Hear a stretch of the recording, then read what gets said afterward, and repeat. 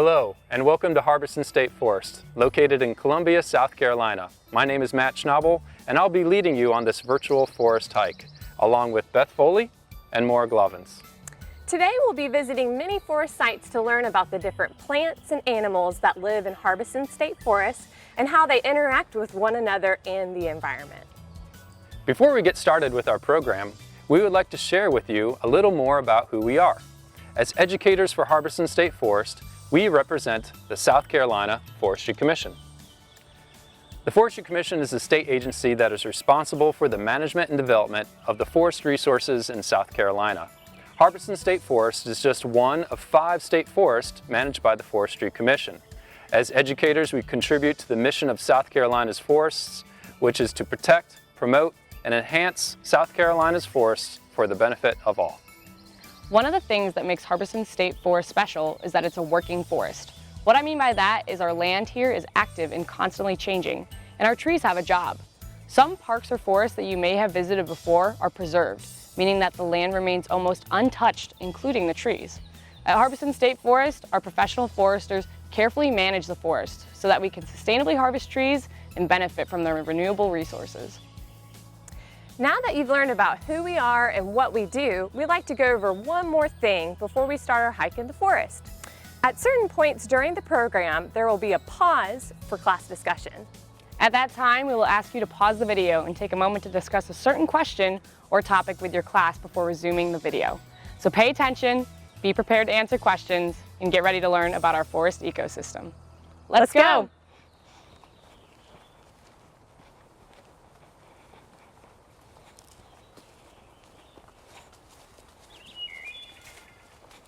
The focus of today's program is ecosystems. More specifically, the Harbison State Forest ecosystem. When we describe and want to understand an ecosystem, we think about all the components that are part of it. I want you to pause this video and I want you to discuss how you would define an ecosystem. In your definition, you might want to think about all the different components that make up an ecosystem.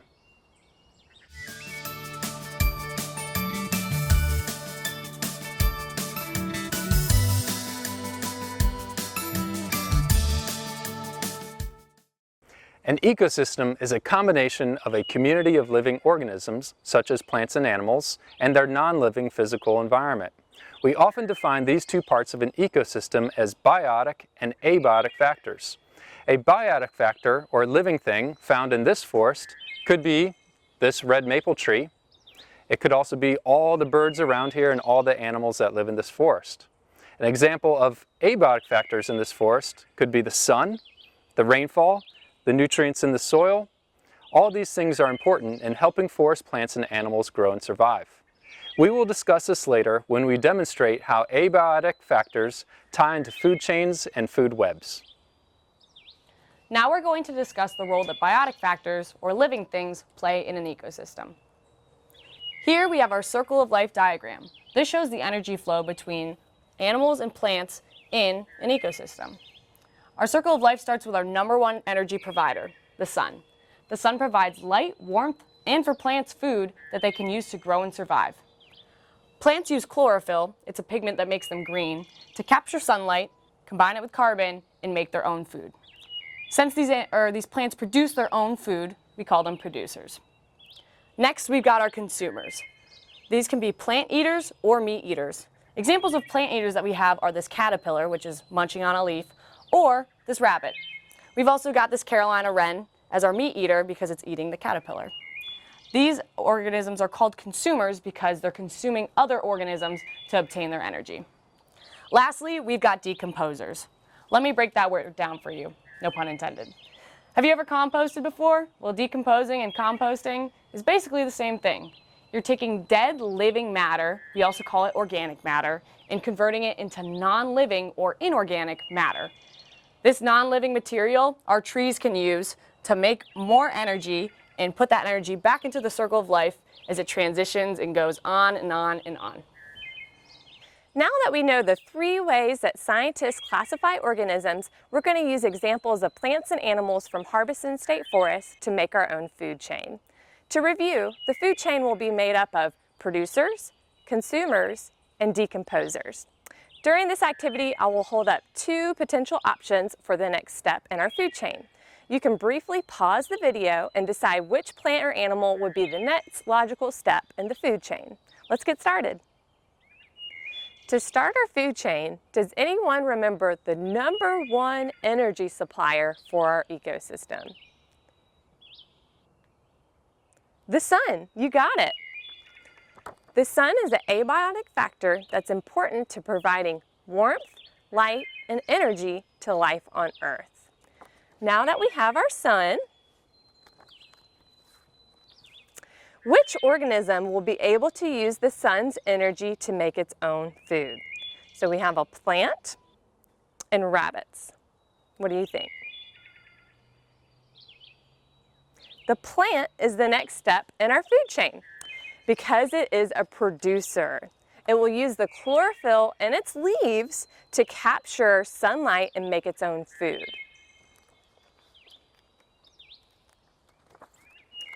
All right.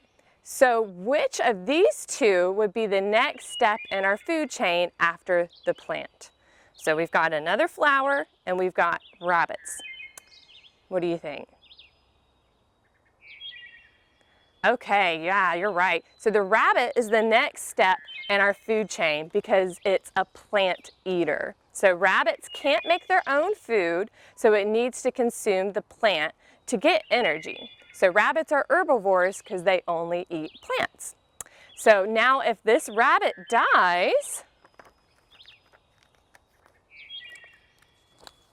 which organism is going to help recycle its energy back into the ecosystem? So we've got fungi and we've got a butterfly.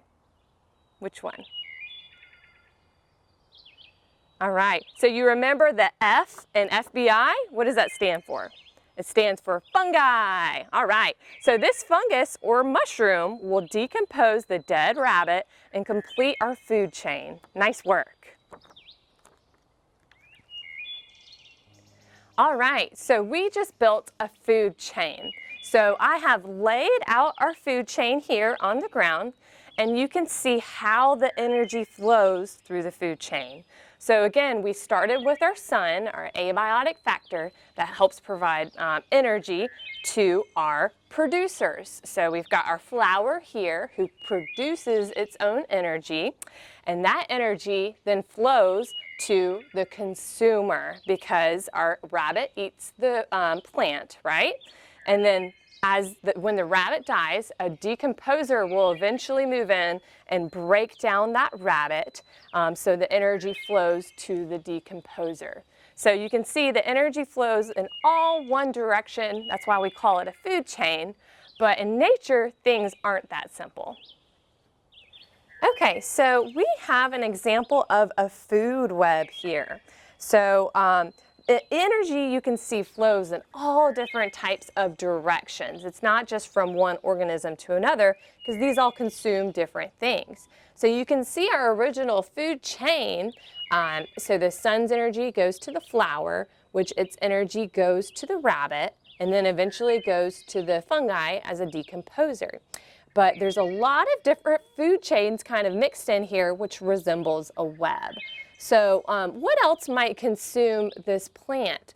Well, we have a butterfly here, which is a great pollinator, and it eats that nectar from the flower. So what other things could then consume this butterfly? So you might have a songbird, or what we have is a blue jay here.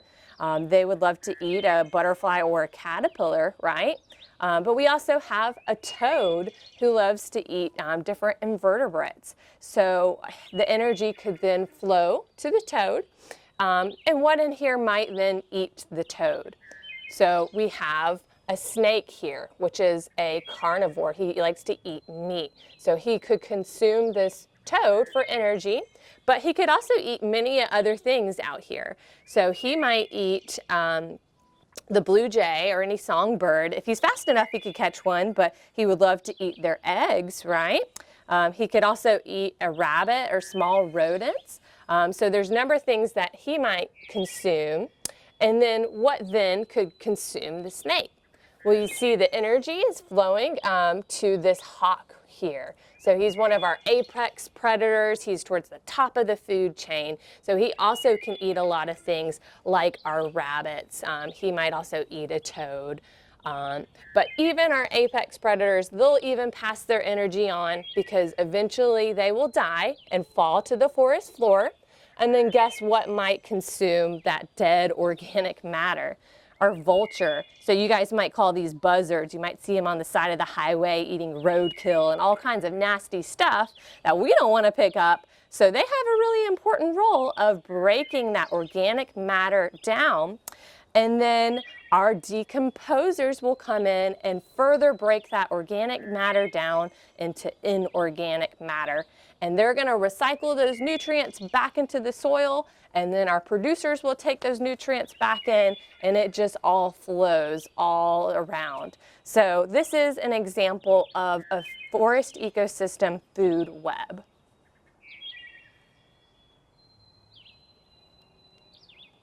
Now that you've learned all about food webs, let's move on down the trail.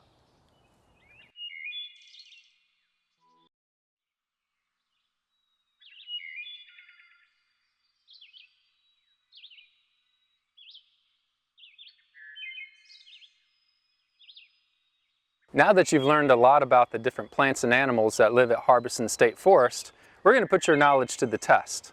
We're going to go on a scavenger hunt now, and we're going to be looking out for different producers, consumers, and decomposers here at Harbison State Forest. What you need to do is get a piece of paper and draw 3 columns. At the top of each column, write producer. In the middle column, write consumer, and then the third column, decomposer. As we go along the trail here, we're going to be looking out for different plants and animals, and you are going to categorize them in the 3 different columns: producer, consumer, and decomposer. Now, as all good scientists, we make predictions. I want you to pause the video and make a prediction about the different types of plants and animals we're going to find on our scavenger hunt here at Harbison State Forest.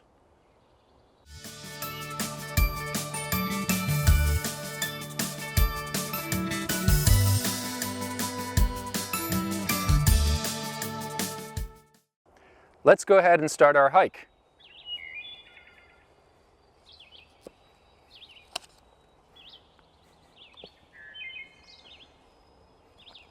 Okay, I see something here on the side of the trail. You can kind of see it right here. Now, we might not always see the animal in person alive, but a lot of times we see the evidence of the different types of plants and animals that are here at the forest. And right here on the ground, found something right here. You might see this here, and what type of animal do you think this is?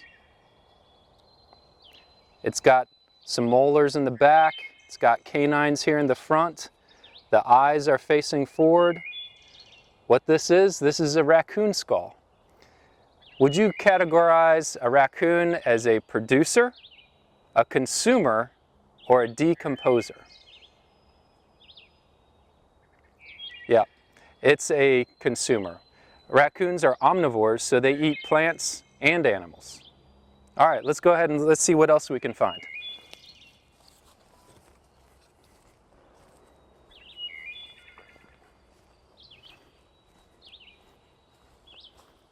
Okay, here's a good one.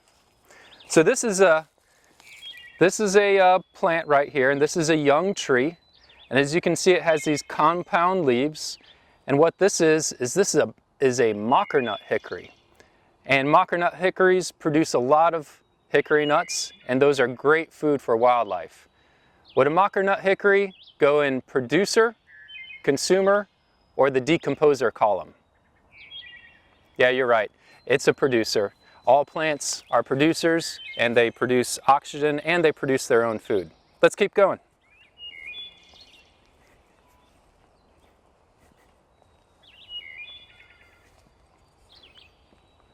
Oh, here we go. All right, so this is the evidence of an animal. And the animal's not here right now, but this is definitely the evidence of an animal right here. You can kind of see, what do you think that this is?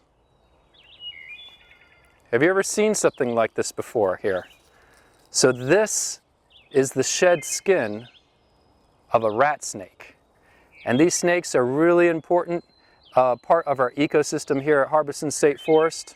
They control the populations of other animals that are further down the food chain. So would a rat snake, would that be a producer, a consumer, or a decomposer?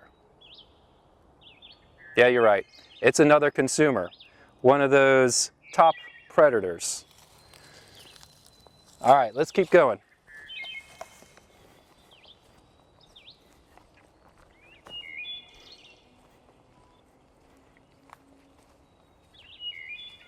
Okay, all right, found something else here. This is actually kind of two things right here. So you might have seen before some pine cones that look kind of weird, kind of like this. And you're like, what in the world happened right here? And you might, a lot of times you find them near stumps and things like that. So this is like the pine cone. And so pine cones come from pine trees. So first off, what would that be? So trees are what column? They are producers, right? So pine trees would go in the producer column. Now, there's been something that's been done to this pine cone right here, and it's probably, my guess would be that squirrels, what they like to do is they like to rip off all these pine scales, and then inside each one of these pine scales is a little pine seed. And those squirrels, they eat the pine seeds, so they consume them, and then after they rip off all the pine scales, this is what is left. So squirrels, I think we've all seen squirrels in our neighborhoods. Are they a producer, consumer, or decomposer? Yeah, you're right. They are consumers. So we got the pine tree and we got the squirrels. Let's keep going.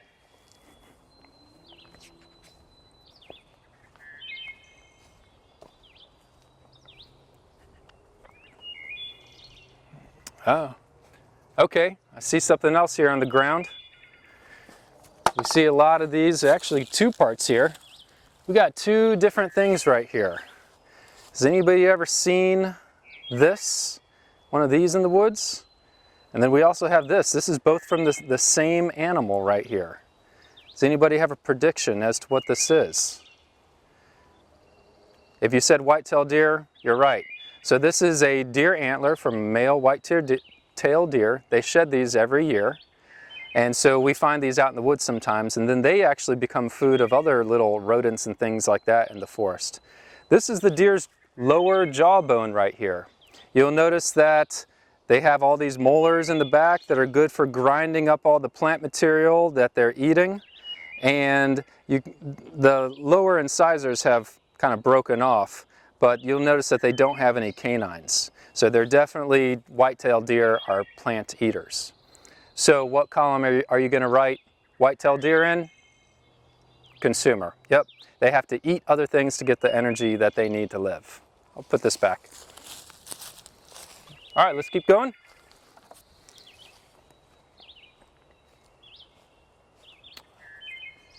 Oh, wait a second. All right, here we go. This is kind of neat. I don't know if you can kind of see this right here. It's attached to this oak leaf.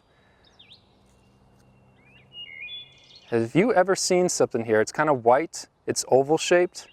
This one, there's nothing inside of it anymore. Any guesses as to what this is? It's a cocoon from a moth. And so moths, when they go through their metamorphosis and come out as adults, they make this cocoon, and then they fly off into our forest environment. They're great pollinators. They are food for other animals further up the food chain. And so moths, where would we put them? Producers, consumers, or decomposers? If you said consumers, you're right. Because the little caterpillars, they do eat plant material in order to grow big and fat. And then the adults as well, you know, they go to flowers and things like that, and they're getting the nectar from those flowers in order to survive. So again, moths, consumers. All right, put this back. Let's keep going.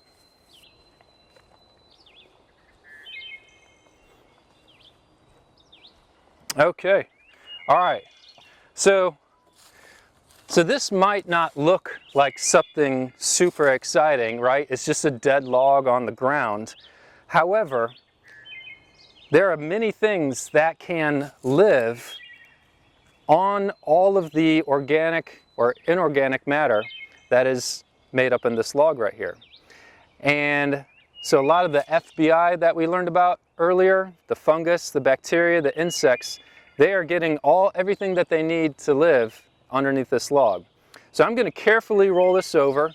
If you ever do this at home, you want to be kind of careful, kind of look out for, snakes sometimes like to make their homes underneath logs, or other insects you might want to be careful about, maybe yellow jackets. So just kind of be a little careful before you roll over a dead log. So let's see if we can find anything here. So as I'm looking around, I can definitely see some evidence of different animals. I can see, I just found something right here. Oh, let me get him before he runs away. Oh, hold on. All right. So this is a really, really cool decomposer that we have right here. This is a millipede. And this millipede right here, he's really cool. He's got 2 pairs of legs per body segment. He's not going to hurt you. Centipedes you got to be a little bit more careful with, but this millipede right here is an important decomposer of that rotting log right there. So very, very cool. So underneath these rotting logs, we also have worms and beetles, bacteria, all those things that are part of the FBI, right? The fungus, the bacteria, and the invertebrate organisms. So I'm going to put this millipede back underneath this rotting log, and I'm going to continue to let him live his life and do his job. So I'm going to carefully stick him back under here.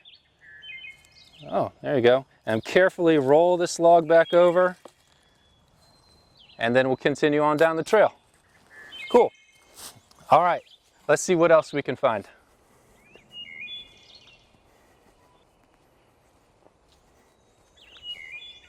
Okay, found something here.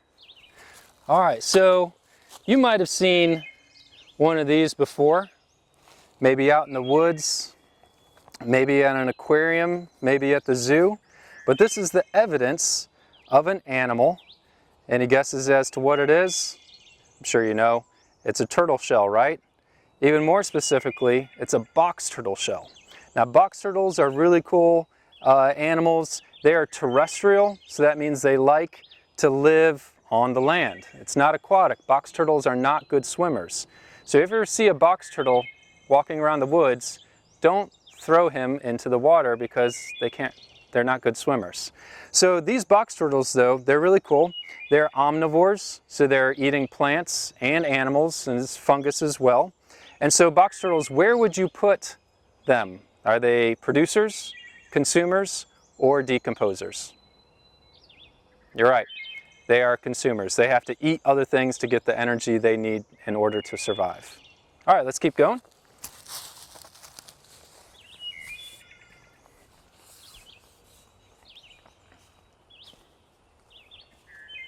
Okay. All right. This is kind of cool here. So remember when we turned over that rotting log and we talked about the FBI, the fungus and the bacteria and the invertebrates? Well, right here on the side of the trail, we have this mushroom growing right here. Now mushrooms, they can break down all the stuff that has died, and they don't make their own food. They don't have chlorophyll in their cells, so they're definitely not producers. And they're a special kind of consumer. They're breaking down dead organic material, so they are decomposers. So this mushroom right here, we'll let him continue to do his work, and we'll continue on down the trail. Let's see what else we can find.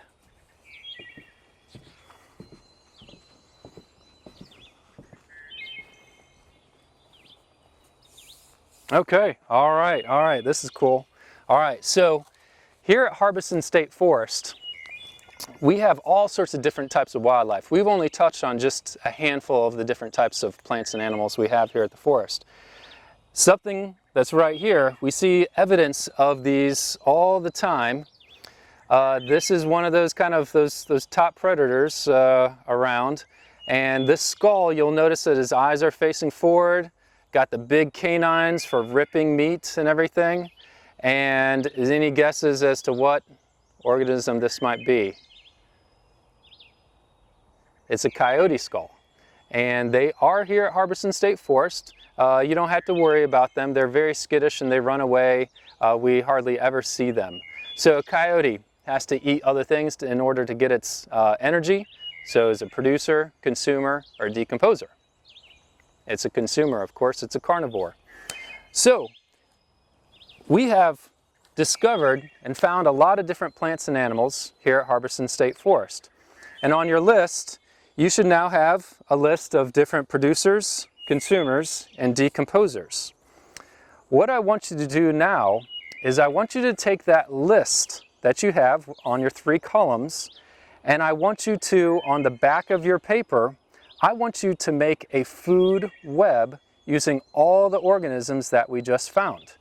And can you remember, where does all the energy in our forest ecosystem originally come from? It comes from the sun, right? So I want you to draw a sun at the center of your paper and then put all of the organisms that we just found around it. And then I want you to draw arrows starting at the sun from one organism to another and trace that path of the energy flow throughout all that food web that you're going to create.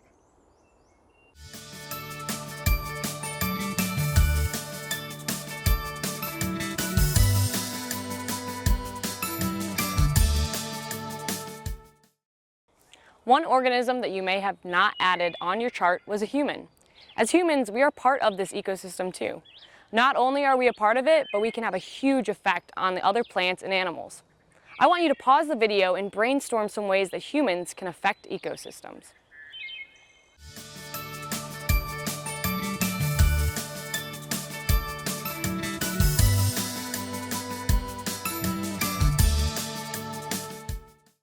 I'm sure you came up with a lot of great examples. Sometimes humans can have positive effects on ecosystem and help them grow and thrive. Other times, humans can harm and even destroy ecosystems. Examples of these negative impacts are littering, pollution, mowing and cutting down essential plants, and even introducing pests and animals that don't belong to that ecosystem. We call these organisms invasive species. Here is an invasive plant that we have in our forest. This forest invader takes away nutrients, water, and abiotic factors from local plants that need these things to survive. When humans introduce invasive species like this honeysuckle to an ecosystem, it can outcompete local species and cause them to go extinct. Like I said before, humans can also have positive effects on ecosystems. Pause this video and discuss some of the ways that we can help ecosystems become healthier.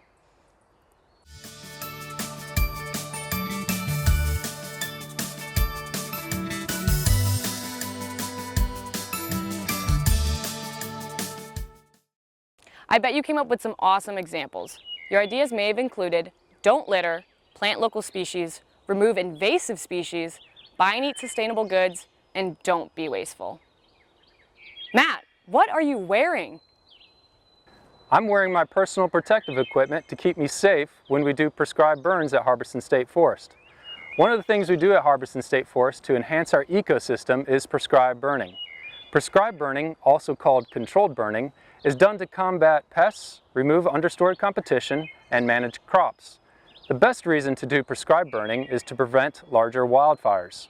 By removing fuels on the forest floor, prescribed burning consumes the materials that would otherwise feed a wildfire. What I've done here in this demonstration is I've raked away all of the pine straw from this area so that there's just bare soil in between my pile of pine straw in the middle and then the rest of the forest.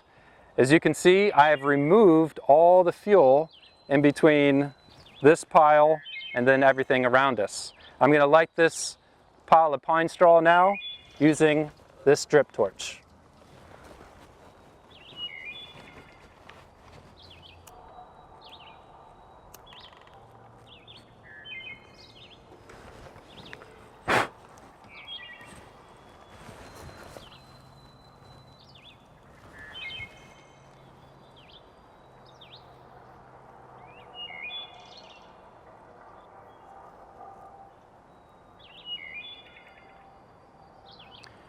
We use prescribed burning at Harbison State Forest for many different reasons. One reason we use it is to benefit wildlife. The food that grows back is more nutritious. Another reason we use it is to make the forest a prettier place to come visit. Prescribed burning also helps perpetuate fire-dependent species like the longleaf pine. And finally, prescribed burning helps reduce the risk of wildfire. It's the best way to keep nearly 13 million acres of forest land in South Carolina healthy and productive. If you're interested in seeing how prescribed burns help our forest ecosystem, come to Harbison State Forest and physically see and read about what we do to manage the forest. I'm going to go change and let's go wrap up this forest hike.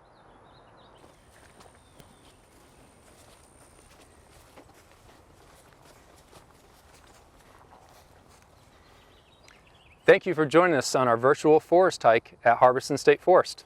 We hope that you learned a lot about our local ecosystem and the different plants and animals that live here. Come and visit us soon.